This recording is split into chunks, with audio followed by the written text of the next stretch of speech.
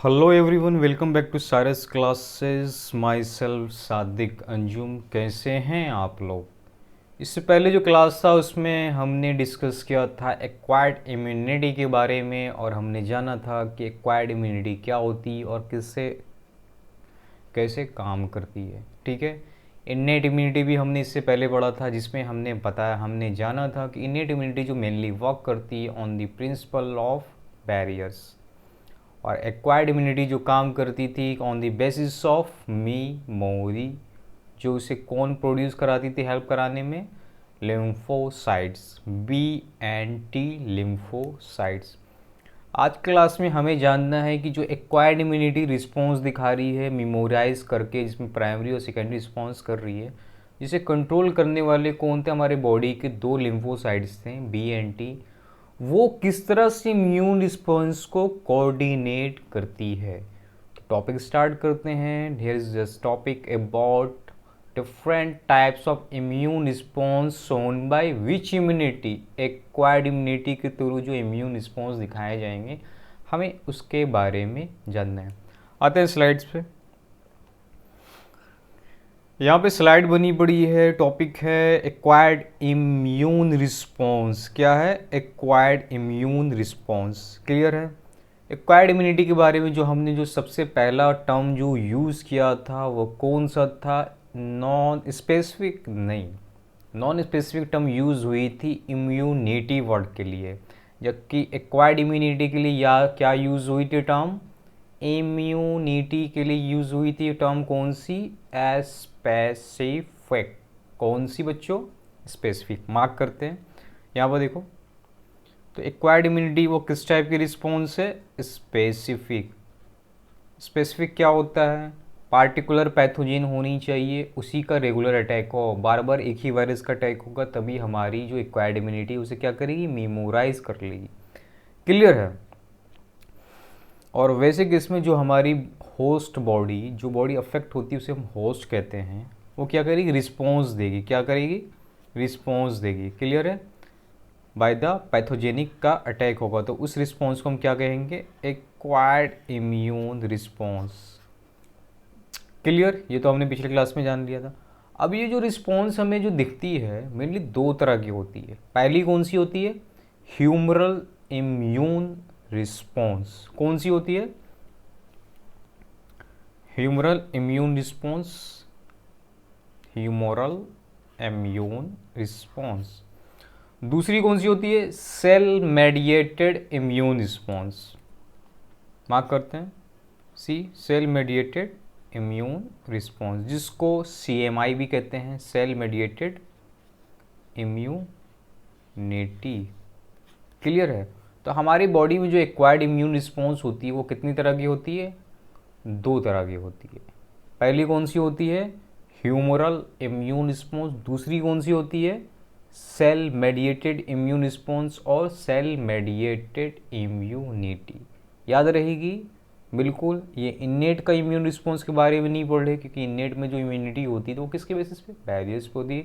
वहाँ पर कोई रिस्पॉन्स के लिए कोई पथ की ज़रूरत नहीं पड़ेगी, जबकि जहाँ भी ज़रूरत पड़ेगी वो कहाँ पड़ेगी? एक्वायर्ड इम्यून रिस्पॉन्स केस में। इस केस में क्या हो रहा था कि जो पैथोजेनिक अटैक हो रही थी वो किससे कैसी हो रही थी? स्पेसिफिक हो रही थी। स्पेसिफिक से यहाँ का क्या मतलब था? किसी पार्टिकुलर पैथोजन का रेगुलर अटैक हो रहा था, और वो प्राइमरी रिस्पॉन्स दिखा रही थी और फिर सेकेंडरी रिस्पॉन्स दिखा रही थी। Primary then secondary. ठीक है। और इनको जो कंट्रोल कर रहे थे वो कौन कर रहे थे? बी और टी लिम्फोसाइट्स। अब हमें ये देखना था कि बी और टी लिम्फोसाइट्स जो प्राइमरी सेकेंडरी रिस्पॉन्स दिखा रहे थे, आखिर ये किस तरह से कौन सा रिस्पॉन्स दिखा के काम करती है? बी और टी लिम्फोसाइट कैसे काम करते हैं, हमें इसके बारे में पढ़ना है। ठीक है बच्चों? क्लियर है? चलो फिर भी मैं इसको एक बार ग्राफिकल रिप्रेजेंटेशन करके समझा देता हूँ, जिससे आपको कन्फ्यूज़न क्लियर हो जाएगा। आते हैं, किसकी बात हो रही है? एक्वायर्ड इम्यूनिटी की। एक्वायर्ड इम्यूनिटी की ये वर्क कैसे करती है? मेमोरी बेस पे। किस पे? मेमोरी बेसिस जो कंट्रोल होती है कैसे? प्राइमरी रिस्पॉन्स और सेकेंडरी रिस्पॉन्स। ये जो दो रिस्पॉन्स जो होती थी, इसे कंट्रोल कौन करता था? B plus T lymphocytes. यहाँ तक कोई कन्फ्यूज़न? कोई कन्फ्यूज़न नहीं, ये हमने पिछले क्लास में पढ़ लिया था किसमें, एक्वायर्ड इम्यूनिटी के बारे में। अब हम यहाँ पर ये देख रहे हैं कि ये जो बी और टी लिम्फोसाइट्स जो फंक्शन कर रही है, क्या कर रही है, फंक्शन कर रही है, क्या प्राइमरी सेकेंडरी रिस्पॉन्स कर रही है, तो ये किस तरह से करती है, तो ये मेनली दो तरह के रिस्पॉन्स दिखाते हैं, बी एंड टी लिम्फोसाइट। तो ये जो आज जो टॉपिक जो चल रही, मेनली जो स्टोरी चल रही है वो बी और टी पे ही चलेगी, कि बी और टी तो ठीक है कंट्रोल कर, लेकिन अब ये बी और टी किस तरह से रिस्पॉन्स को शो करेंगे, ठीक है। तो इसके लिए ये क्या करेंगे, दो रिस्पॉन्स को फॉलो करके शो करेंगे, एक ह्यूमोरल इम्यून रिस्पॉन्स, दूसरा सेल मेडिएटेड इम्यून रिस्पॉन्स, जिसको हम सेल मेडिएटेड इम्यूनिटी भी कहते हैं। इस दो के थ्रू ये क्या करेंगे, बी एंटी लिम्फोसाइट्स अपना रिस्पॉन्स दिखाएंगे। रिस्पॉन्स दिखाने से मतलब है, जिस तरह से अगर आपको कोई एक झापड़ मारे तो आप उस टाइम चुप रहोगे या उसको बदले में रिटर्न करोगे, वो रिस्पॉन्स, वो भी क्या होगा, एक तरह का रिस्पॉन्स है। वैसे ही बी एंटी लिम्फोसाइट्स क्या कर रही, पैथोजेन पे अटैक कर रही है। अब वो किस तरह से अटैक करेगी, ठीक है, क्या वो चुप रह के अटैक करेगी या फिर उससे फाइट करके अटैक करेगी। लिम्फोसाइट्स है, एंटीबॉडी, कभी चुप नहीं रहेगी, वो क्या करेगी, फाइट करेगी। आते हैं कैसे फाइट करेगी, पहले हम जानते हैं ह्यूमरल इम्यून रिस्पॉन्स के बारे में और सेल मेडिएटेड इम्यून रिस्पॉन्स। बार बार कह रहा हूँ, ये दोनों कंफ्यूज नहीं होता, क्योंकि एनसीईआरटी ने बहुत मिला के लिख रखा है, बच्चे हमेशा कन्फ्यूज़न होगा वहाँ पर, इसलिए क्या करना है, बार बार इस पॉइंट्स को क्लियर कर रहा हूँ, प्लीज़ फोकस होकर सुन लो आप। ये क्या, ये एक्वायर्ड इम्यूनिटी के रिस्पॉन्स के तरीके हैं, क्या हैं, एक्वायर्ड इम्यून रिस्पॉन्स के शो करने के तरीके हैं। और ये जो मेमोरी बेस्ड एक्वायर्ड इम्यूनिटी होता है, ये क्या किसी के लिए भी होगा, नहीं, स्पेसिफिक पैथोजेन के लिए होता है। किसके लिए होता है, स्पेसिफिक माइक्रो ऑर्गेनिज्म। क्लियर। आते हैं नेक्स्ट स्लाइड। पहले यहाँ पर स्लाइड है जिसका नाम है, क्या नाम है, ह्यूमोरल इम्यून रिस्पॉन्स, ठीक है। ह्यूमोरल पढ़ा होगा, मैंने जब पढ़ाया था फर्स्ट टाइम, किस में पढ़ाया था, हिपोक्रेट्स में। क्या ब्लड भी एक तरह का ह्यूमोरल था। तो यहाँ पर जो ह्यूमोरल यूज़ हो रहा है, जो ह्यूमर यूज़ हो रहा है, वो कौन सा यूज़ हो रहा है, ब्लड यूज़ हो रहा है। तो वैसा इम्यून रिस्पॉन्स जो ब्लड में शो हो, उस टाइप के इम्यून रिस्पॉन्स को हम क्या कहेंगे, ह्यूमोरल। अब याद करना है कि ब्लड में इम्यून रिस्पॉन्स कौन शो कर रहा है, तो याद रखना है यहाँ पर कि ह्यूमन में, कहाँ, ह्यूमन में अलग अलग तरह के एंटीबॉडी होते हैं। कितने तरह के, 5 तरह के एंटीबॉडी होते हैं। और ये जो एंटीबॉडी होते हैं ये कहाँ पाए जाते हैं, ये हमारे ब्लड में पाए जाते हैं।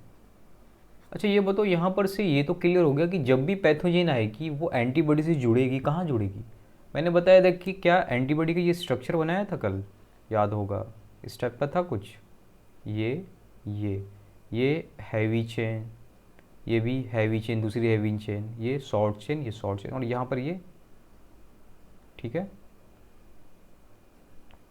ये क्या था, एंटीजन बाइंडिंग साइट। अब हमें ये तो पता चल गया कि हमारी जो एंटीबॉडी होगी वो कहाँ पाई जाएगी, ब्लड में। सपोज ये ब्लड का लेयर है, इसमें क्या है, एंटीबॉडी है, क्लियर है। तो क्या एंटीजन जो आएगी क्या वो कहीं भी जुड़ रही थी, नहीं, वो हमेशा कहाँ जुड़ रही थी, एंटीबॉडी के एंटीजन साइट पे। तो कहाँ पे जुड़ेगी, यहाँ पर जुड़ेगी, ये वाली लोकेशन है ना पार्टिकुलर, यहाँ पे, यहाँ पे आके कौन जुड़ गई, एंटीजन, ये क्या हो गई, एंटीबॉडी। एंटीजन एंटीबॉडी मैंने बताई थी कि जहाँ एंटीजन होगी वहाँ एंटीबॉडी होगी, क्लियर है। जब हमारी एंटीबॉडी ब्लड में है तो क्या एंटीजन भी ब्लड में ही आकर टच होगी ना, क्योंकि एंटीजन हमेशा एंटीबॉडी से कहाँ, किससे जुड़ेगी, एंटीबॉडी से जुड़ेगी। और एंटीजन एंटीबॉडी की कौन सी साइड से जुड़ेगी, एंटीजन बाइंडिंग साइड। जब एंटीबॉडी ब्लड में पाई जा रही है, एंटीबॉडी कहाँ है, ब्लड में, और एंटीजन भी जुड़ेगी कहाँ, एंटीबॉडी से जुड़ेगी, वो भी कहाँ पर, एंटीजन बाइंडिंग साइट पे जुड़ेगी, क्लियर है। तो इसका मतलब ये भी कहाँ पर काम होगा, ब्लड में। इसका मतलब जो फाइट होगा सारा, ये जो फाइट होगी, कहाँ होगी? ब्लड में होगी। तो क्या यहाँ पर जो इम्यून रिस्पॉन्स जो दिखाएगा हमारी बॉडी, जो पैथोजन के अगेंस्ट पैथोजन से फाइट करके जो इम्यूनिटी दिखाई, वो कहाँ दिखाई? ब्लड में। इसी वजह कर इसे हम क्या कहते हैं? Humoral immune response. क्योंकि यहाँ पर जो इम्यून रिस्पॉन्स हमारा हो रहा है वो कहाँ हो रहा है? हमारे ब्लड में हो रहा है। कहाँ हो रहा है? हमारे ब्लड में। क्लियर? कोई कन्फ्यूजन नहीं। अब अगला टर्म है, it is antibody mediated. Antibody mediated से क्या मतलब है?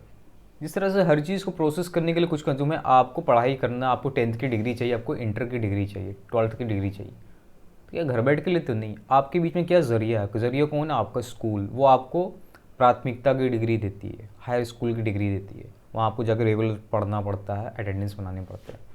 तो आपको डिग्री दिलाने के लिए आपका मीडिएटर कौन था? आपका स्कूल था।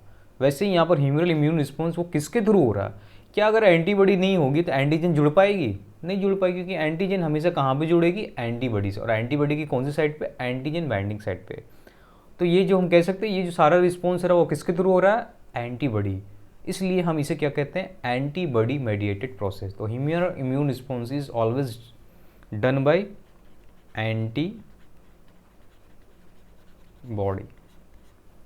कोई कंफ्यूजन नहीं? बहुत सिंपल था। आते हैं नेक्स्ट स्लाइड पे। पहला तो हो गया कि हमने जिसमें जान लिया कि जो वैसी इम्यूनिटी जिसमें एंटीबॉडी इन्वॉल्व हो, जो कहाँ पे होगा रिस्पॉन्स हमारा? कहाँ दिखेगा? ब्लड में दिखेगा। क्यों ब्लड में दिखेगा? क्योंकि हमारी एंटीबॉडी कहाँ पाई जाती थी? ब्लड में। दूसरी बात क्या थी कि एंटीजन। एंटीजन भी क्यों ब्लड में होगी? क्योंकि एंटीबॉडी हमेशा कहाँ जुड़ेगी? एंटीजन से। और एंटीजन भी कहाँ पे जुड़ेगी? एंटीबॉडी के एंटीजन बाइंडिंग साइट पे। और जुड़ के क्या करेगी? वो एंटीबॉडी एंटीजन को डिस्ट्रॉय करेगी और हमें ब्लड में ही उससे फाइट करेगी। इसीलिए हम इसे क्या कहें? ह्यूमरल इम्यून रिस्पॉन्स, क्योंकि ब्लड भी एक तरह का ह्यूमर है। क्लियर? और ये प्रोसेस जो होती है वो किसके थ्रू होती है? एंटीबॉडी। इसकी वजह कर इसे क्या कहा गया? Antibody mediated. क्लियर? आते हैं नेक्स्ट स्लाइड पे। अगला है cell mediated immune response. Cell mediated immune response. यहाँ पर टर्मिनल से ही हमें समझ में आ रहा है, जो टर्म्स हैं वहाँ पर कौन सा था? Antibody mediated immune response. उसी को क्या कहा गया? Humoral immune response. यहाँ पर किसके थ्रू होगा? यहाँ पर किसके थ्रू होगा? Cell mediated. किसके थ्रू होगा? सेल के थ्रू होगी। किसके थ्रू होगी? सेल के थ्रू। तो सेकेंड टाइप ऑफ जो है ना इम्यून रिस्पॉन्स है वो कौन सा है? Cell mediated. Cell mediated response. ठीक है। ये जो रिस्पॉन्स होती है वो किसके थ्रू होती है? टी लिम्फोसाइट्स के थ्रू। किसके थ्रू होगी? याद रखना है, cell mediated immunity is carried out with the help of T lymphocytes. अब यहाँ पर एक पॉइंट और मुझे क्लियर था, वो मैंने नहीं किया, वो ये था, एक मिनट थोड़ा सा स्पेस बनाते हैं। Pointer option clear. ठीक है। अच्छा ये बताओ, एंटीबॉडी जो प्रोड्यूस कर रही थी बी सेल कर रही थी, याद ही होगा। किसके थ्रू हो रही थी?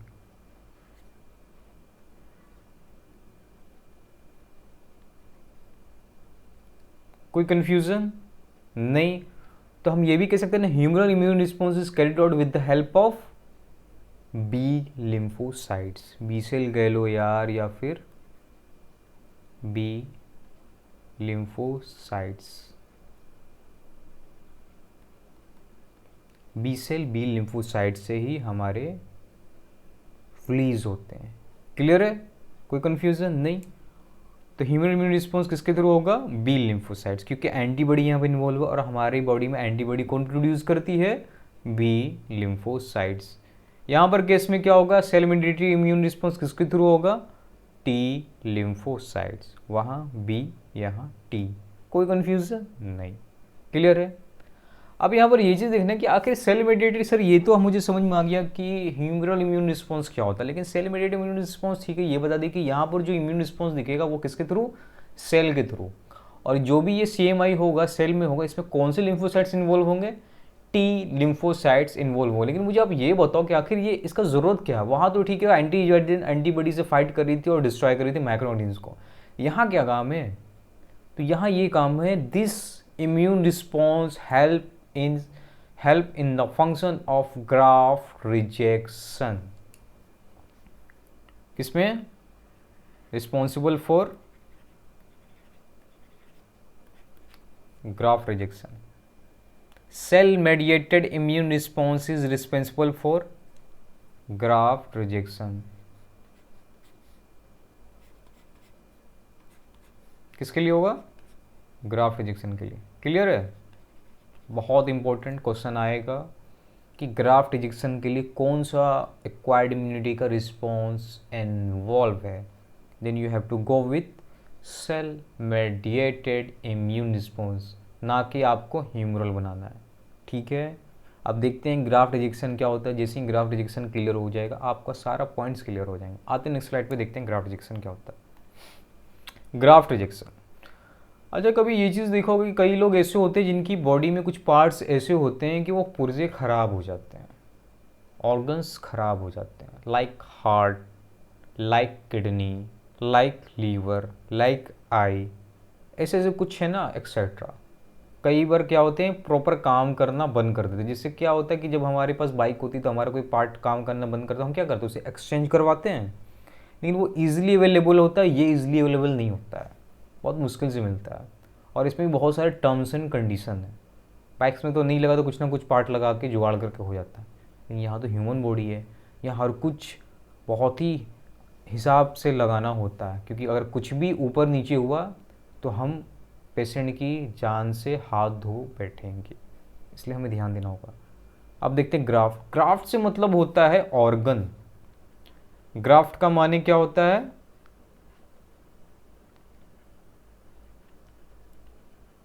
क्या होता है? ऑर्गन। ऑर्गन का रिजेक्शन किसके थ्रू होगा? T lymphocytes. और टी लिम्फोसाइट्स किसको कोऑर्डिनेट कर रहा है? Cell mediated immune response. इसका मतलब ये है कि हमारी बॉडी किसी की भी ऑर्गन नहीं ले लेगी। ठीक है, हम मैमल्स, इसका मतलब नहीं किसी भी मैमल्स का उठाएंगे, है ना, डॉग भी मैमल में आता है। तो ऐसा नहीं कि हम डॉग का, है ना, किडनी निकालेंगे, डॉग का लीवर निकालेंगे, डॉग की आई निकालेंगे और अपने में लगा लेंगे। ठीक है, आ रहा समझ? अगर उसे आप लगा भी दोगे तो हमारी बॉडी उसको एक्सेप्ट नहीं करेगी। तो द प्रोसेस बाय विच हमारी बॉडी उस चीज़ को एक्सेप्ट नहीं करेगी, उस ऑर्गन्स को, उस पार्ट्स को नहीं एक्सेप्ट करेगी, उसी प्रोसेस को हम कहते हैं ग्राफ्ट रिजेक्शन। आते हैं पॉइंट पे। व्हेन सम ह्यूमन ऑर्गन्स, अगर इंसान के अंदर कुछ ऑर्गन्स जैसे कि heart, eye, liver, kidney fail to function satisfactorily, से मतलब है जिस तरह से काम करना चाहिए वैसे काम करना वो बंद कर दे। क्या कर दे? बंद कर दे। तो उस वक्त बस एक ही ऑप्शन होता है, वो होता है प्रोसेस ट्रांसप्लांटेशन। क्या नाम है? ट्रांसप्लांटेशन। याद रखना। To enable the patient to give a normal life, हम एक ऐसे पेशेंट में क्या करेंगे, किसी दूसरे का, ठीक है, किसी दूसरे का वो पार्ट लाकर जिसकी ज़रूरत है उसकी हम पूरा करेंगे, और उसको लगाने के बाद वो पेशेंट चांसेस है कि वो नॉर्मल लाइफ जी सकता है। क्लियर है? कोई कंफ्यूजन नहीं? ट्रांसप्लांटेशन। अब आते हैं नेक्स्ट स्लाइड। अगला पॉइंट ये चीज़ कि ह्यूमन में, ठीक है, ट्रांसप्लांटेशन के थ्रू हम डोनर से लेके रिसेप्टर्स में तो लगा दें, रिसिपेंट्स में लगा देंगे कि इसका ऑर्गन निकाल के हम इसमें लगा देंगे। लेकिन हमें यहाँ पर ये चीज़ ध्यान होगा ना कि सुटेबल डोनर होना चाहिए। सुटेबल डोनर से यहाँ पर क्या मतलब, यहाँ पर देखो सेकंड टर्म पढ़ना है। In human a suitable donor,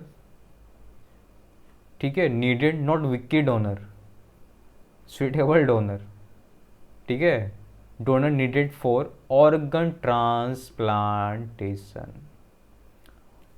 human में ऑर्गन ट्रांसप्लांटेशन से मतलब है किसी दूसरे का पार्ट्स निकाल के, चाहे वो कुछ भी हो सकता है, किडनी हो, हार्ट हो, लीवर हो, कोई एक पार्टिकुलर ले लो, तो उसका किसी का भी उठा के नहीं लगाएंगे, हमें सूटेबल चाहिए। सूटेबल से यहाँ मतलब है जो हमारी बॉडी को सूट करे, सूट करने वाला जो हमारी बॉडी को एक्सेप्ट करे, जो हमारी बॉडी को नुकसान ना करे, उससे इजीली फिट आ जाए, नॉर्मल भाषा में कहूँ तो।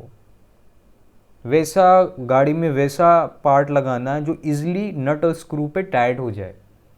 ये नहीं कि ज़बरदस्ती उसमें लगे पड़े हैं, तोड़ना पड़ रहा है, ऐसा कुछ नहीं करना पड़ रहा, उसके बाद भी वो लॉक नहीं हो पा रहा है। ये एग्जाम्पल के लिए समझा रहा हूँ। तो हमारी बॉडी में वैसे ही डोनर का लेना है जो हमारी बॉडी इसको एक्सेप्ट कर सके। वो अब हम आगे बताऊंगा कि आखिर ऐसे क्या टर्म्स एंड कंडीशन होगा जिसके थ्रू हमारी बॉडी इस पार्ट्स को एक्सेप्ट करेगी। तो अगला पॉइंट है, तो ये बहुत ज़रूरी है, किसी का भी हम नहीं ले सकते हैं।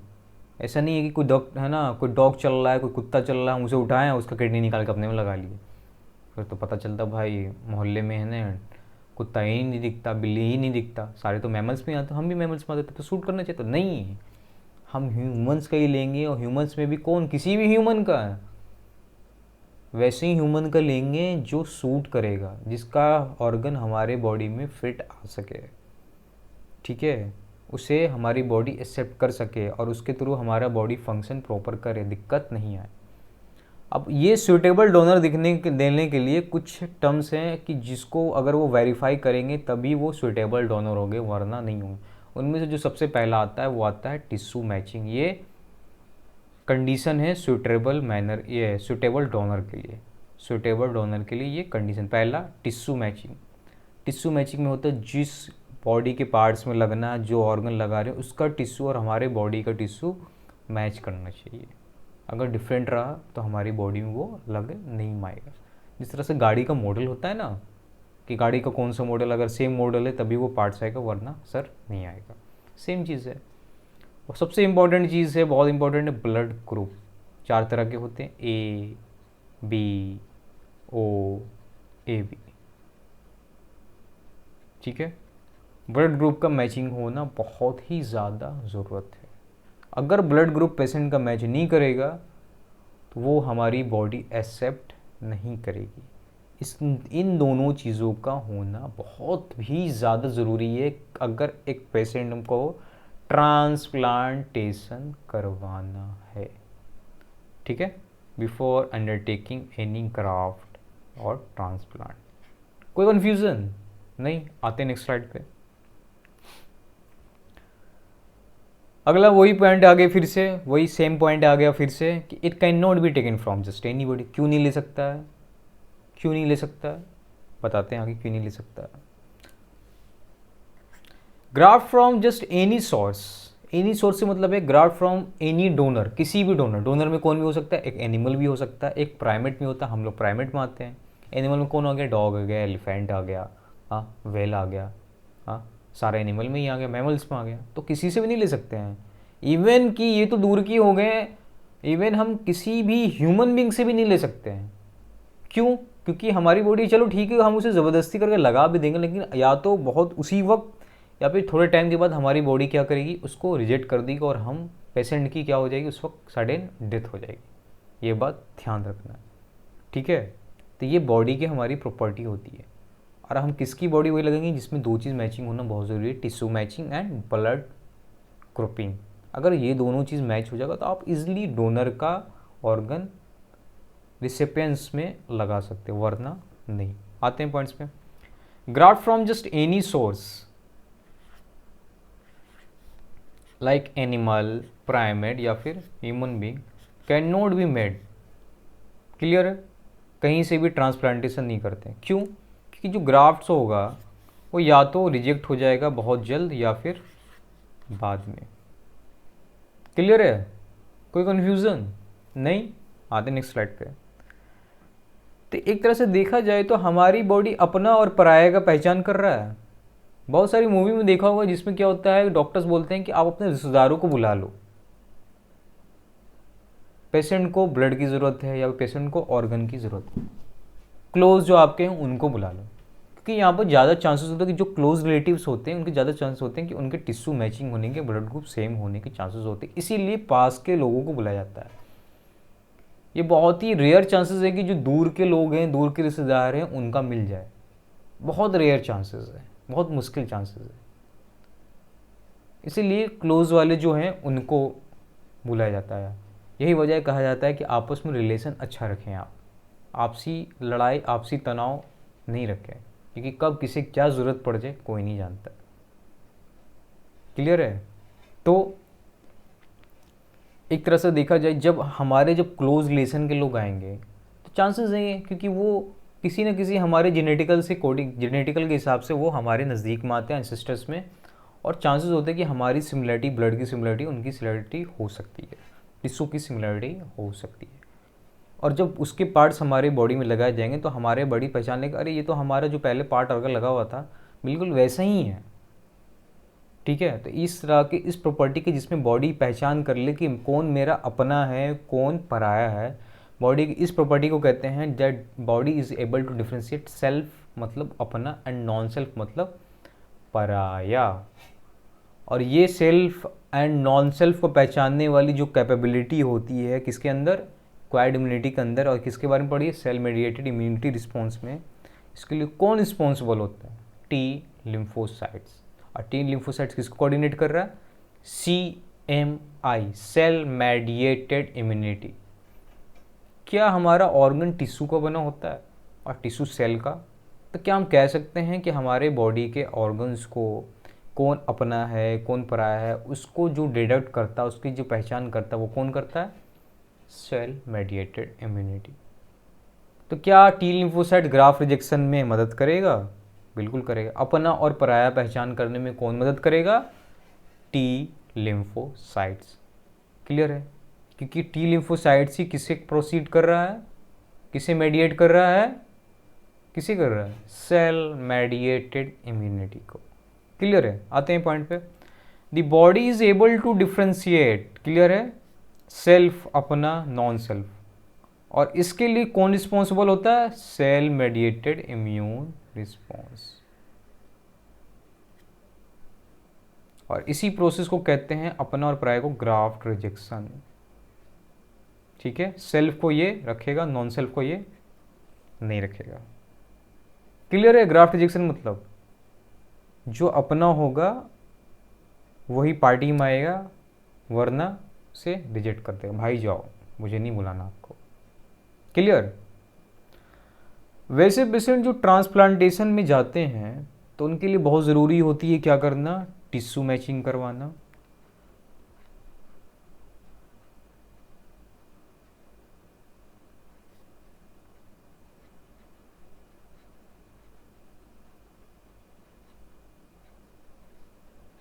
फिर क्या कराना,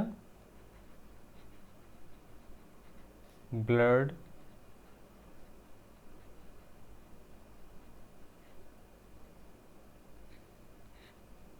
ठीक है, किन के लिए,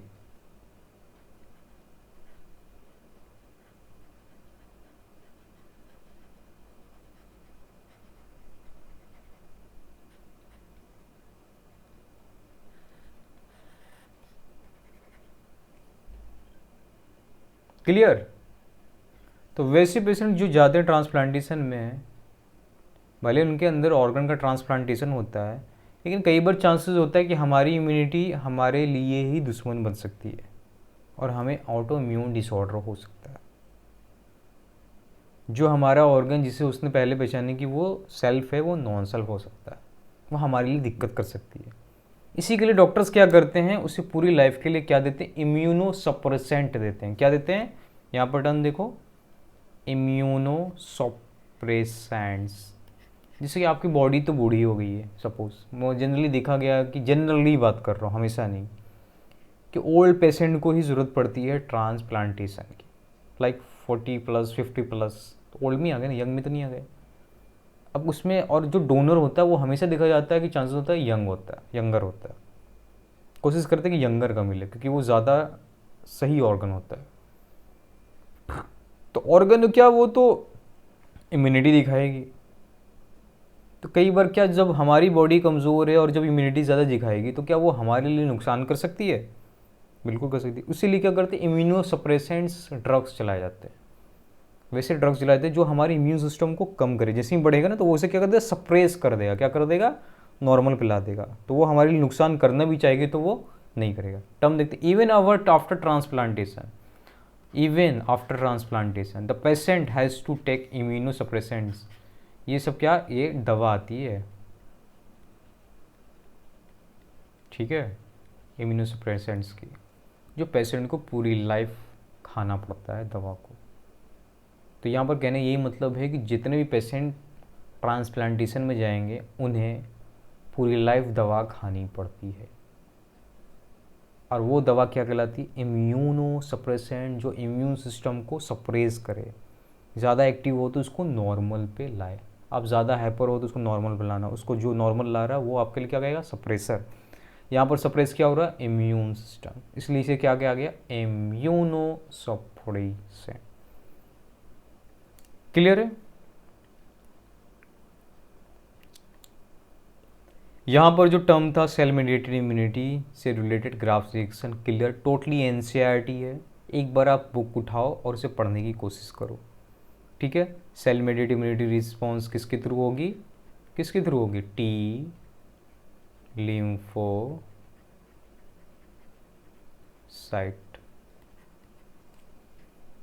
आ रहा समझ में, किसके थ्रू होगी, टी लिम्फोसाइट्स। ग्राफ रिजेक्शन क्या होता है बता दिया मैंने, अपना और पराये का पहचान, self plus non self. Clear. Humoral क्या होती है, एंटीबॉडी मेडिएटेड होता है। वैसे इम्यून रिस्पॉन्स किसके थ्रू हो, किसके थ्रू हो, एंटीबॉडी। और ये एंटीबॉडी कहाँ पाई जाती है, ब्लड में। और एंटीजन हमेशा कहाँ जुड़ेगी, एंटीबॉडी के एंटीजन बाइंडिंग साइट से। और इसी तरह से एंटीजन भी कहाँ होगी, ब्लड में। और एंटीजन और एंटीबॉडी इंटरेक्शन को हम क्या कहते हैं, क्या कहते हैं, fight mechanism. That means acquired immunity। और ये सारा काम किसके थ्रू हो रही है, एंटीबॉडी। और एंटीबॉडी प्रोड्यूस कौन करती है, बी लिम्फोसाइट्स। इसीलिए हम ह्यूमन इम्यून रिस्पॉन्स को क्या कह सकते हैं, एंटीबॉडी मेडिएटेड। इवन कह सकते हैं ये किसके थ्रू होती है, बी लिम्फोसाइट, जबकि सेल मेडिएटेड किसके थ्रू होती थी, टी लिम्फोसाइट्स। क्लियर है, कोई कन्फ्यूज़न, कोई कन्फ्यूज़न नहीं, बहुत ही सिंपल था। एक्वायर्ड इम्यून रिस्पॉन्स कितने तरह के होते हैं, दो तरह के होते हैं, humoral and cell mediated. Clear है। तो यहाँ पर हमारा जो टॉपिक था type of immune response shown by acquired immunity is done. अगले क्लास में हम एक और इम्यूनिटी के टाइप्स हैं जो इसी में आते हैं, एक्वायर्ड इम्यूनिटी में ही, एक्टिव एंड पैसिव इम्यूनिटी, हम उसके बारे में पढ़ेंगे। इस क्लास में इतना ही, ठीक है। प्लीज़ वीडियो को अच्छे से जब भी आप देखें तो एनसीईआरटी बुक सामने रख दें। मैंने as it is line by line समझाया और बहुत अच्छे से सिंपल एग्जाम्पल दिया है जिससे आपको समझ आ सकता है। तो hope you all like my videos. Please like and subscribe my channel. Thank you very much.